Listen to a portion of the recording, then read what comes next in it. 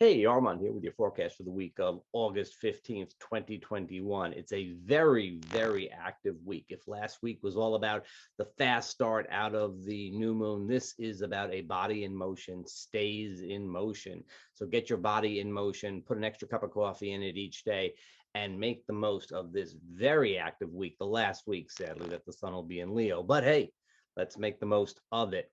We start out with the first quarter moon on Sunday. It's a tense aspect, but it's active, right? It's tension, but it's active. The Scorpio moon, a little protective, a little bit pulling inwards. The sun in Leo wanting to follow the heart and go outwards. And so there's a little bit of tension there, but you're going to resolve it one way or the other because it's an active phase. Now, if there's tension or whatever, you're going to move into a very harmonious period of time with the moon in Sagittarius on Monday and Tuesday, making connections with the sun and Jupiter at the end of the stay. The basic feeling is one of an upbeat, optimistic feel, waxing Sagittarius moon, connecting with the sun in Leo, Jupiter in the ruler of Sagittarius in Aquarius. It's a really good time, I think, for both doing stuff on your own and also cooperation, things that need cooperation, things that might require a little bit of help from somebody else. Yeah, I would think that that is probably the time that you want to get stuff done, Monday and Tuesday. Now, on Wednesday, the vibe shifts as the moon goes into Capricorn. This Capricorn moon is very work oriented, of course. It's waxing, it's almost full, as a matter of fact, and it's waxing. So there's a lot of energy here. This is like apply yourself to something. This is the energy of applying yourself to something, picking a task and getting to it. If you're going to do some multitasking Monday, Tuesday, it's okay, but you're more inclined to just sort of focus as you go through Wednesday and Thursday, maybe. I want to say that on Wednesday, there's going to be a meeting between Mercury and Mars. Thoughts or words and action on the same page. This is happening in the sign of Virgo, so obviously there is focus, and it's trying to the Capricorn moon, focus, right? So this is not multitasking time. This is one task, really follow it through. Wednesday, and I would say that that might continue into Thursday if all else was equal, and it ain't, because on Thursday what we have is a station of the planet Uranus. Now this is going to color Wednesday and Thursday particularly, and it's going to spill over and really essentially keep going throughout the weekend as we get to the full moon in Aquarius.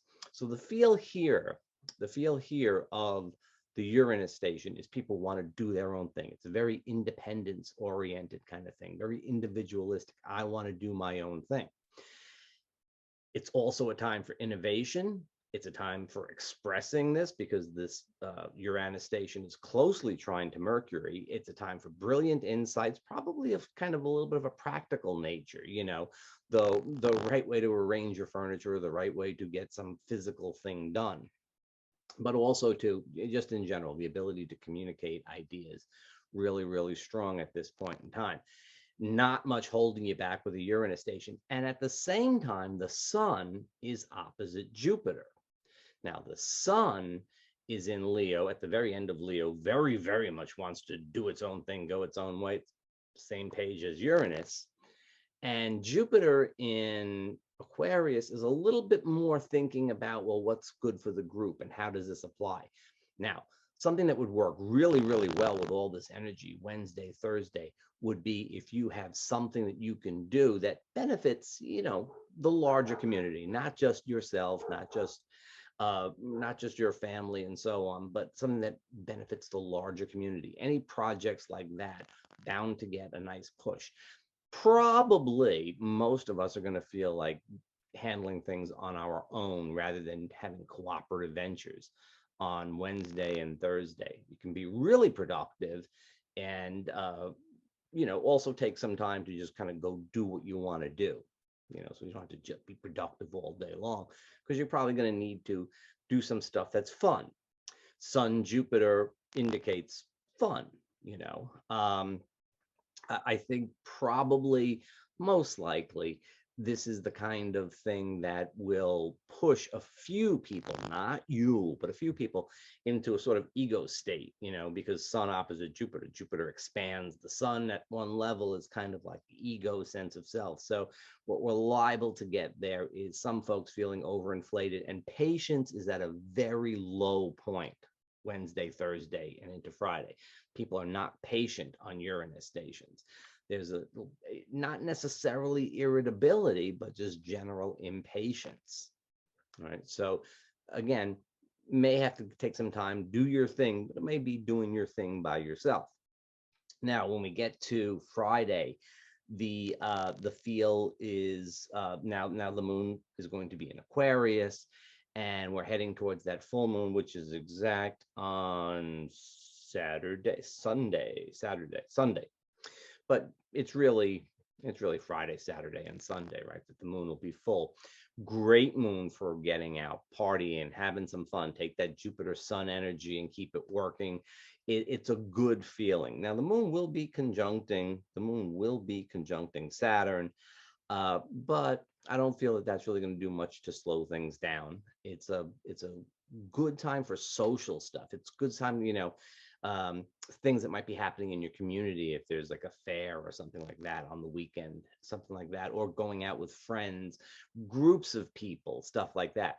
On the larger collective scale, we'll be seeing a lot of things having to do with those Aquarian issues of things like social justice, and probably, like in the United States, redistricting, voting, and stuff like that. And we'll see a flare up of our usual arguments about all the things having to do with COVID.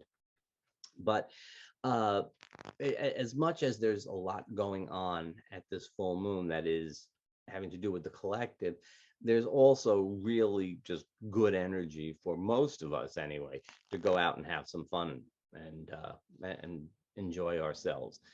I feel even that it could work on a kind of one-to-one basis as well, with the Sun at the very end of Leo.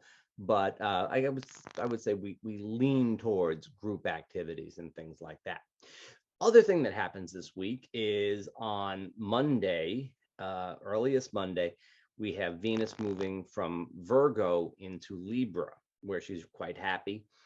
The vibe of Venus in Libra for the next few weeks is a little bit more formal. Venus in Virgo is a little formal too, a little more reserved at any rate.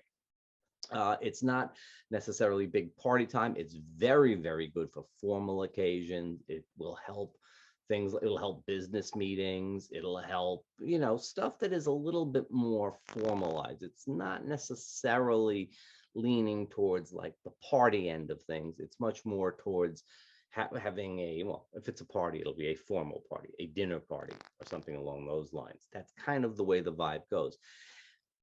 It certainly doesn't override that energy that's coming this week, though, right? The basic feel of this week is one of social, outgoing, fun at the end of the week. So early in the week, you're going to be connecting with others. You're going to be doing what needs to be done. You're going to be active. At midweek, you're probably going to need to be by yourself a little bit, do your own thing, but be active. On the weekend, Friday onwards, you want to be sociable, you want to go out with friends, you want to be active. So if we had a keyword for this week, I would have to say active